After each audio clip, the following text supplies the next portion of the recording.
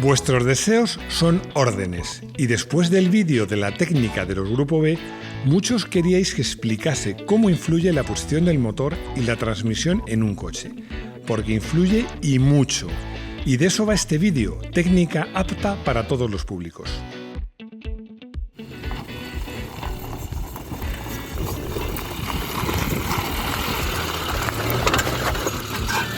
Bienvenidos a Garaje Hermético. Enciérrate con nosotros.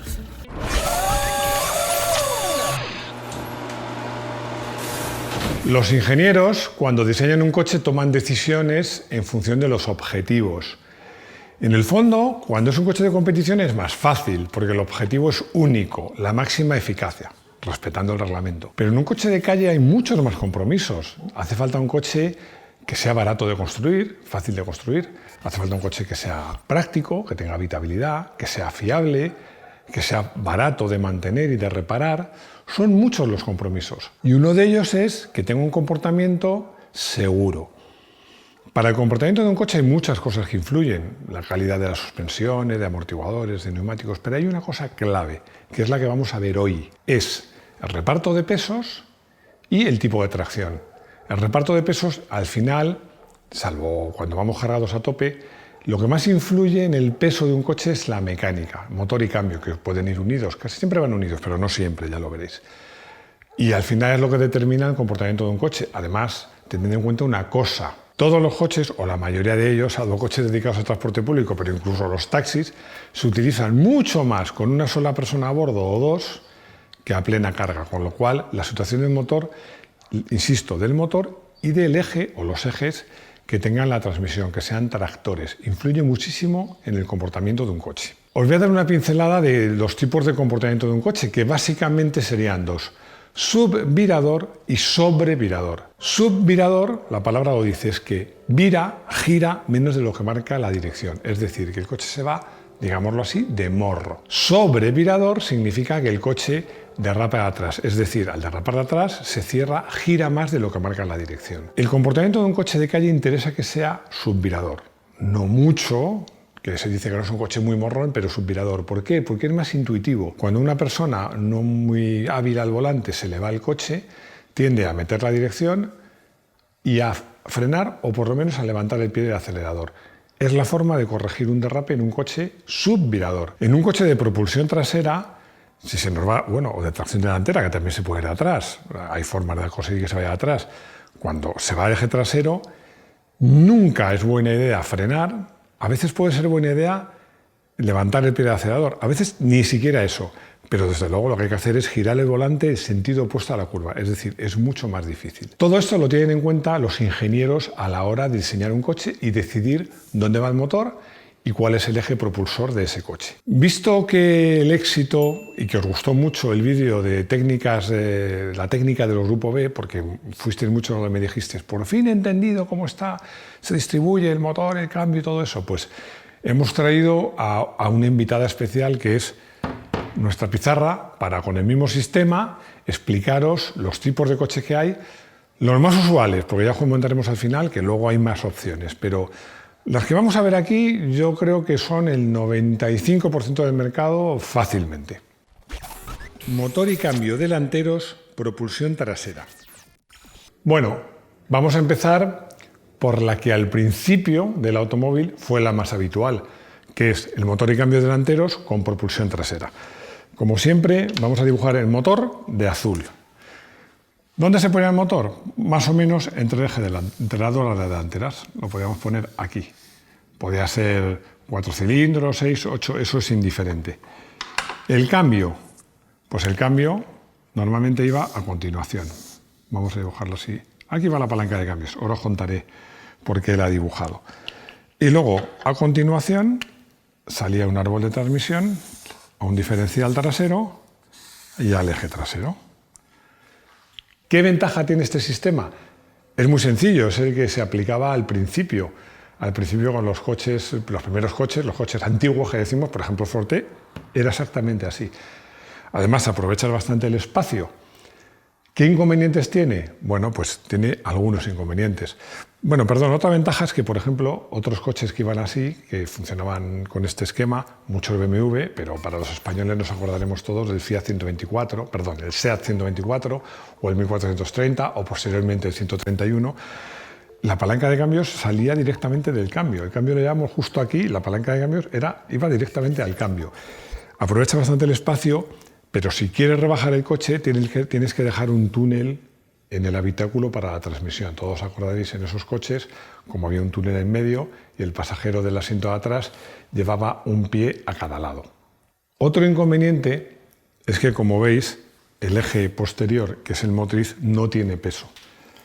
Y eso hace que el coche sea sobrevirador. Como os decía, cuando aceleramos es subvirador a la entrada porque el peso está delante, pero en cuanto empezamos a acelerar se nos va de atrás. ¿Cómo evolucionó de este sistema? Voy a hacer, me perdonáis, un poquito, voy a aprovechar este mismo dibujo. Por ejemplo, BMW hizo lo que llamaban, y sigue haciéndolo, motor delantero central. ¿Qué hizo? Retrasar el motor. Y de esta manera, para que se distinga, voy a hacer esta cruz aquí, el peso se iba más para detrás. ¿Qué inconveniente tenía esto? Bueno, pues había que alargar el coche para que el cambio coincidiera cerca del conductor y no fuera ahí atrás, y hacer el coche más largo. Pero bueno, efectivamente se hacía un coche, cuando era un coche de 4 plazas, tampoco es un grave inconveniente. Y se conseguía, de hecho, los BMW con motor delantero y propulsión trasera consiguen repartos de pesos que se acercan al 55-45, que está muy bien. Motor delantero, cambio trasero y propulsión trasera.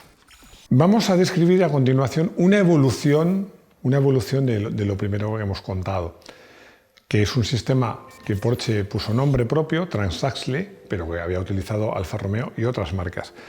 Es motor delantero y cambio y propulsión traseros. En este caso, lo que hace Porsche ya de entrada es poner el motor un poco más atrás, porque como además el cambio no va aquí, lo puede poner un poquito más atrás. Pero lo que hace es poner el cambio aquí, sobre el eje trasero, con su diferencial, cambio diferencial. Bueno, voy a dibujarlo así, cambio diferencial. ¿Qué es lo que hace? Tener un árbol de transmisión que va, el embrague suele ir aquí, va al cambio, del cambio diferencial, y del diferencial salen los palieres a los ejes. Como os digo, este sistema lo utilizaba Porsche en sus 928, 968, 924. Consigue un reparto de peso bastante bueno, mucho mejor. En el caso de Porsche, que lo llamaba Transaxle, tenía una particularidad, que esta parte, cambio y motor, iban unidos por un tubo rígido dentro del cual discurría el árbol de transmisión. Alfa Romeo utilizó el mismo sistema, lo que pasa es que en vez de suspensiones independientes detrás, eso ya lo explicaremos porque estoy preparando un vídeo de suspensiones también con pizarra, que si esto os gusta lo haremos. Llevaba un eje de Dion, un sistema muy curioso que a mí me gusta mucho. Pero bueno, al final lo que se trata es que no aprovecha el espacio tanto como otros, porque tienes el árbol de transmisión, tienes el cambio que ocupa espacio, pero para coches deportivos como los que os estoy hablando es una buena solución. Motor y propulsión traseros. Ahora llegamos a un tipo de distribución que se ha utilizado mucho en coches populares, pero también se ha utilizado en coches deportivos. Dos evidentes, sobre todo uno de ellos, el Porsche 911 y el Alpine, que es motor, cambio y propulsión traseros. Si os habéis fijado, he dibujado este coche, me he inspirado más en un 911, me he inspirado en un Seat 600. Lo he dibujado más pequeñito y con ruedas más estrechas, un coche más modesto. Entonces, vamos a suponer que sea un Seat 600, para hacerlo más fácil, llevaría el motor aquí detrás, ya sabéis que el coche va para allá, lleva el motor aquí detrás, que me ha salido un poquito torcido, pero bueno, se entiende igual.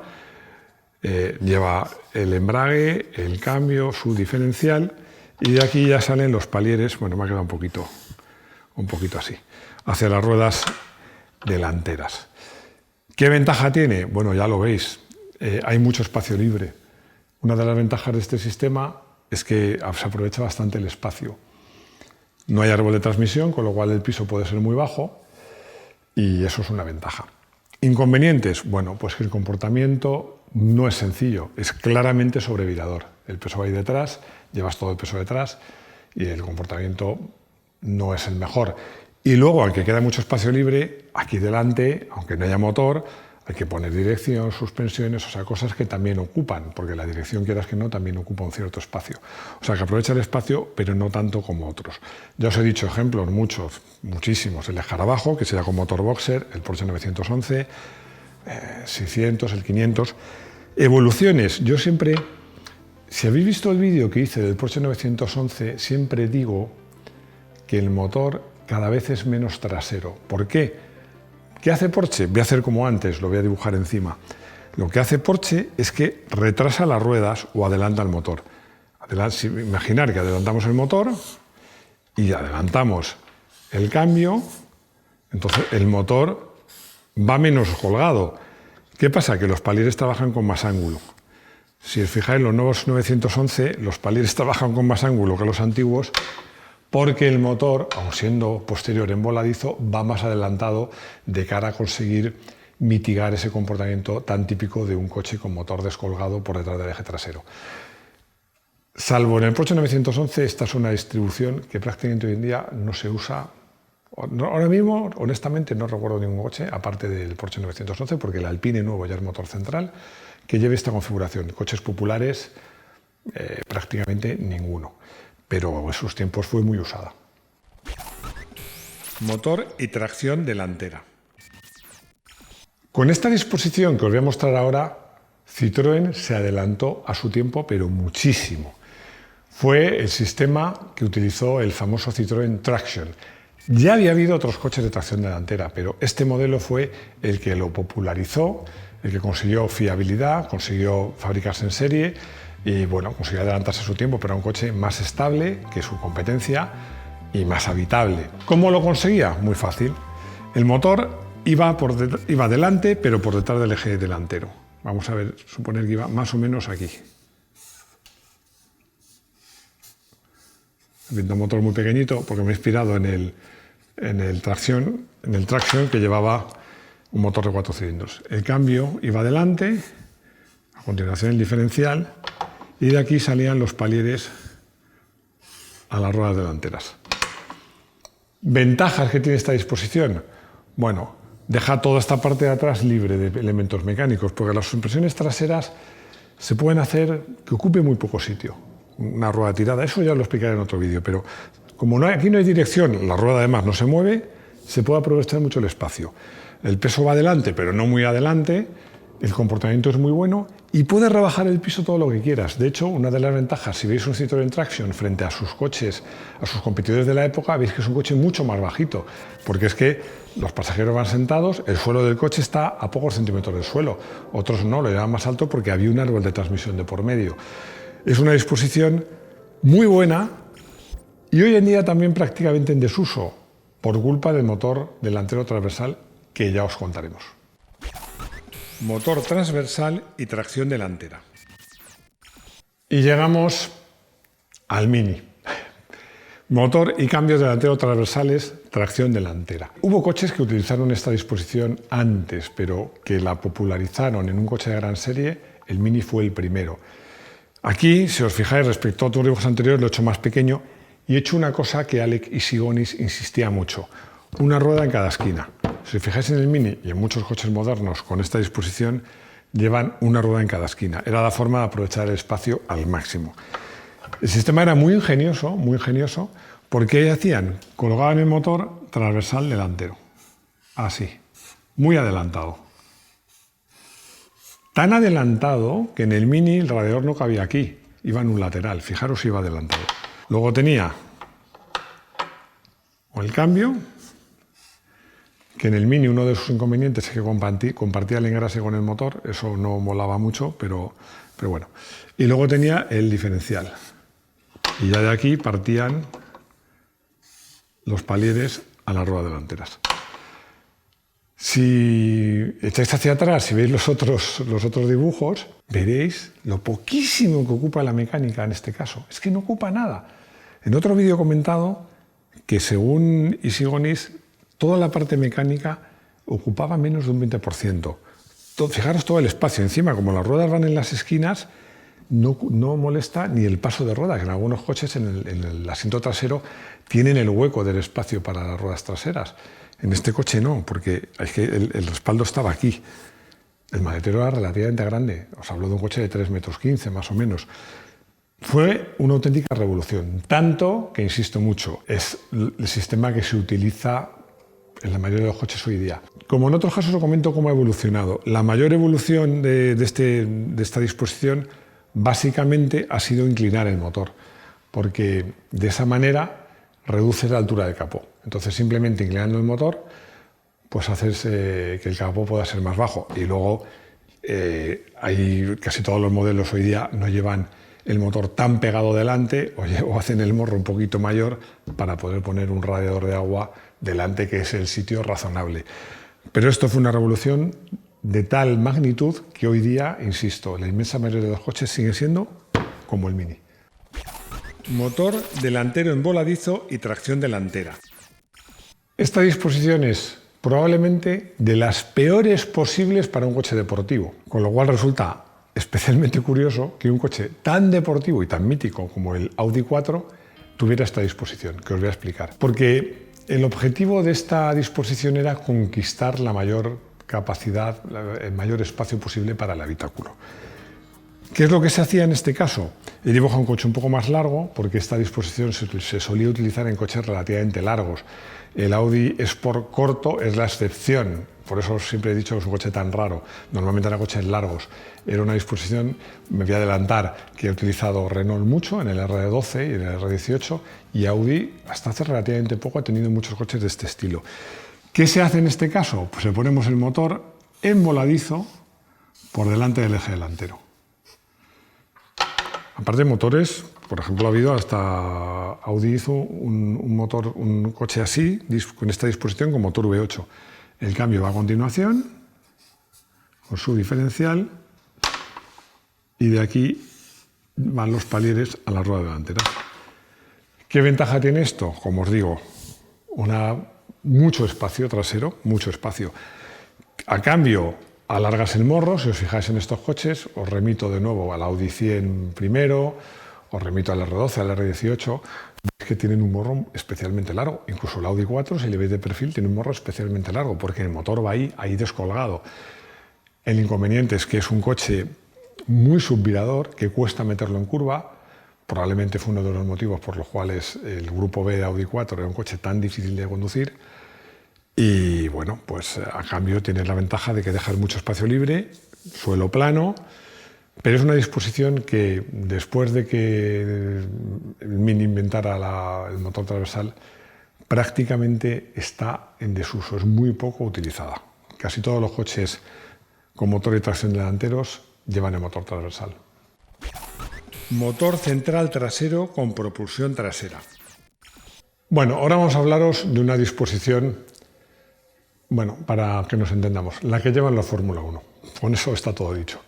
Motor central trasero, que puede ser longitudinal o transversal, los Fórmula 1 lo llevan longitudinal, casi todos este tipo de coches lo llevan longitudinal. Cambio y propulsión trasera. Aquí veis que me he currado un poquito más el dibujo, porque he pretendido dibujar un Ferrari, para que nos entendamos. Más ancho detrás, con ruedas más grandes detrás. Y bueno, pues en este caso ya lo prevéis. Voy a dibujar un motor más grande, porque voy a poner un V12 así.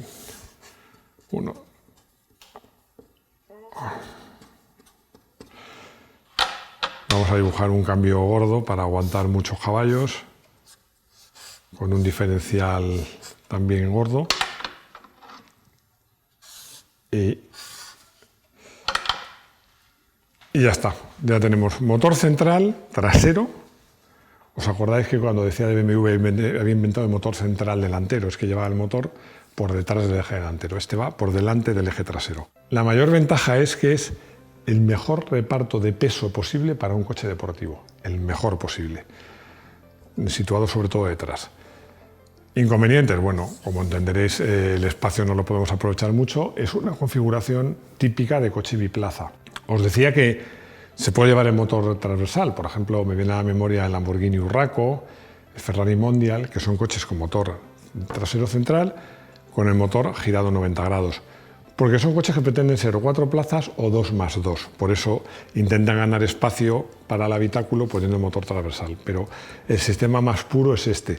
Y luego también existe la posibilidad, bueno, ya lo contaremos en otro vídeo que hablaremos específicamente del modelo de tracción total, de lanzar un eje hacia adelante y hacerlo tracción total, que es un sistema que, por ejemplo, utiliza el Audi R8, se me viene a la memoria, o muchos Lamborghini, que son coches con motor central trasero, pero tracción total. Pero al final el eje más solo que desde este diferencial, bueno, hay dos sistemas. Lanzas aquí un árbol de transmisión, o bien pones el cambio aquí y llevas un árbol para cada lado. Pero esencialmente lo importante es que el motor vaya en el centro. Motor delantero, tracción total. Esta disposición que os voy a mostrar aquí es la genuina y típica de los todoterreno. De hecho, si os fijáis, he puesto ruedas más estrechitas y he hecho, en vez de dibujo de carretera, he hecho dibujo de todoterreno.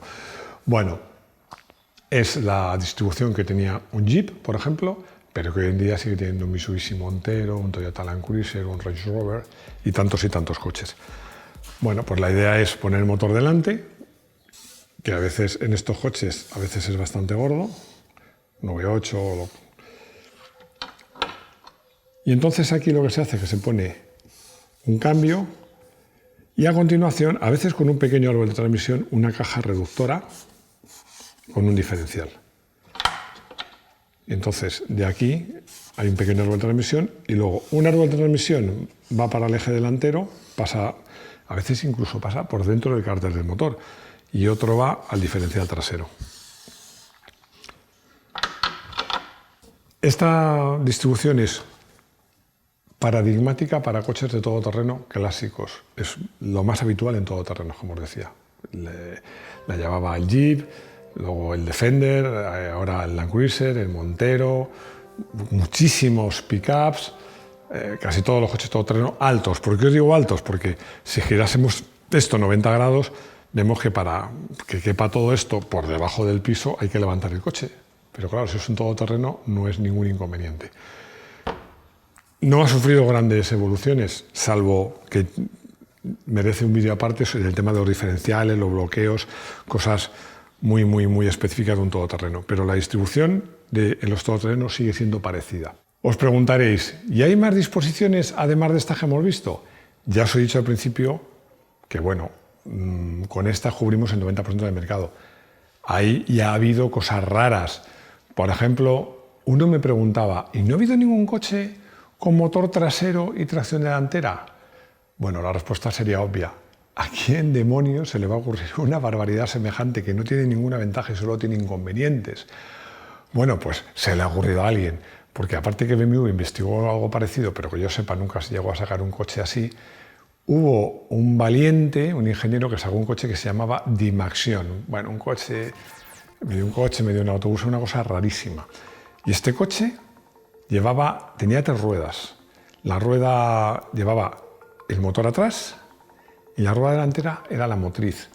Pero lo más curioso es que tenía la dirección en las ruedas traseras. Dicen que ese coche cogía más de 100 km por hora.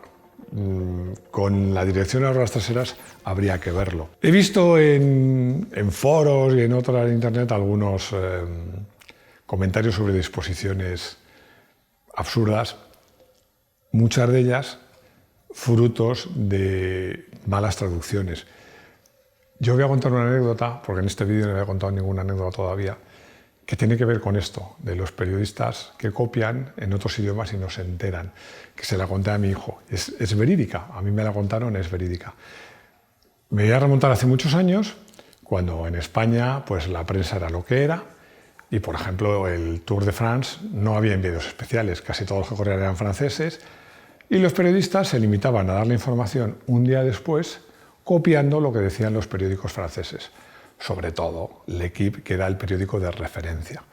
Bueno, pues en un diario nacional, el periodista, entre comillas, de turno, pues con un nivel de francés bastante discutible, hacía la crónica, copiándola o tomando como referencia la crónica de L'Équipe.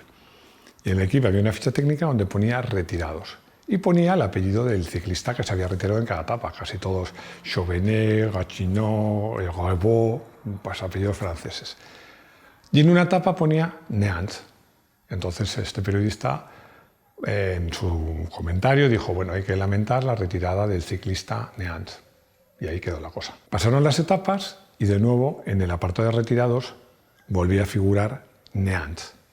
Y el periodista pues dejó volar su imaginación y dijo, bueno, en esta etapa hay que lamentar la retirada del ciclista Neant, hermano del que se retiró en la etapa anterior. Bueno, así siguieron el curso el Tour de France, pero en otra etapa, días después, en el apartado de retirados, volvía a aparecer Neant. Y este periodista se vino arriba y puso, la mala suerte se ceba en la familia Neant y vuelve a retirarse uno de los hermanos Neant. Bueno, Neant significa nulo, significaba que no se había retirado nadie. Pero claro, como este periodista no tenía ni idea de, periodista insisto, entre comillas, del idioma, pues cometía estos errores. Como os decía, y volviendo a lo nuestro, a estas disposiciones motrices, es verdad que ahora con la llegada de la tracción total hay muchos coches de tracción total. Por ejemplo, el Audi 4 decía que tenía, os he mentido, que tenía a la disposición el motor en voladizo, tracción delantera, bueno, tracción delantera y trasera. Generalmente son coches basados en alguno de estos esquemas a los que les acopla una tracción total.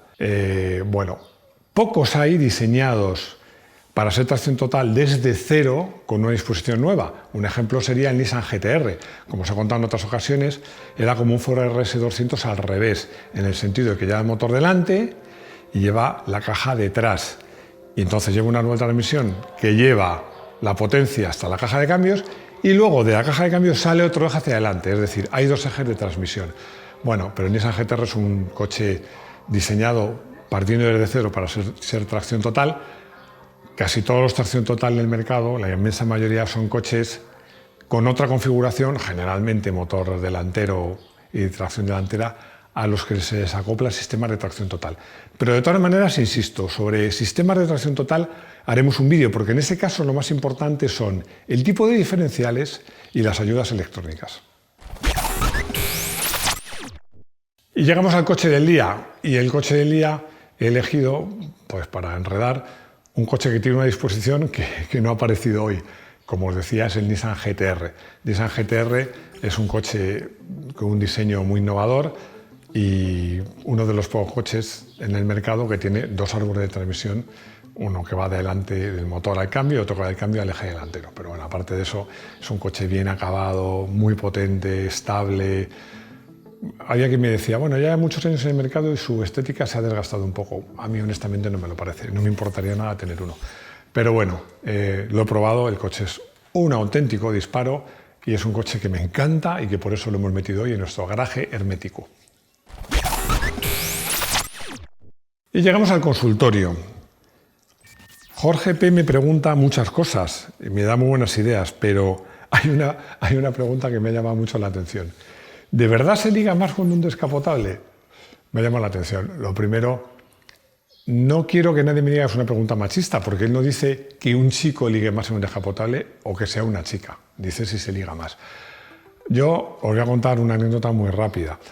En una época que yo trabajaba en una revista, teníamos un conocido, amigo, muy rico, que compraba el último Ferrari y era él quien nos dejaba probar los Ferrari en muchas ocasiones. Y un día venía con él y estábamos cerca de Ciudad Bermúdez, una zona universitaria donde había chicas muy monas, y él me estaba presumiendo de lo mucho que se ligaba con un Ferrari. Y yo le dije, bueno, ¿y cómo ligas con un Ferrari? Porque yo pensaba, no entras a una discoteca luciendo las llaves, ¿no? Entonces le bajo la ventanilla y a una pareja, un par de chicas que pasaban, le gritó, tías, ¿os queréis subir en un Ferrari? Bueno, me dejó absolutamente consternado. Mi opinión es que no. yo creo que se liga por otras cosas que no sean por el coche que tengas. Una pregunta más técnica, más interesante, yo creo, que me hace Joseán acerca de los neumáticos All Season, si son recomendables. Él me comenta que vive en el norte de España. A ver, estos neumáticos están muy bien, pero están muy bien, vaya eso por delante. Pero en verano no son tan buenos como unos neumáticos de verano, ni en invierno son tan buenos como unos buenos neumáticos de invierno. es pues como las motos trail, lo que sirve para todo en realidad no va bien en ninguna circunstancia. Están bien porque si vienes a una zona que puede nevar con frecuencia, no te obliga a cambiar de neumáticos. Y desde ese punto de vista es una opción interesante, pues eso, si vienes a una zona donde te puede sorprender una nevada. Y digo donde te puede sorprender porque si es una zona donde sabes que va a nevar, mi consejo es que te compres 4 llantas de chapa y les pongas unos buenos neumáticos de invierno. Cuando llega el invierno, ponen los neumáticos de invierno y cuando se acaba el invierno, ponen los de verano. Y entonces sí que vas a ir con los mejores neumáticos posibles en cada caso. Pero como te digo, no vale mucho más y si vienes a un lugar donde la nieve te puede sorprender, puede ser una buena opción. Bueno, ya hemos llegado al final. Espero que os haya gustado este vídeo. Si tenéis dudas, esperamos vuestros comentarios, esperamos vuestros likes, esperamos que deis a esta campanita y sobre todo esperamos veros de nuevo en nuestro garaje hermético. ¡Hasta pronto!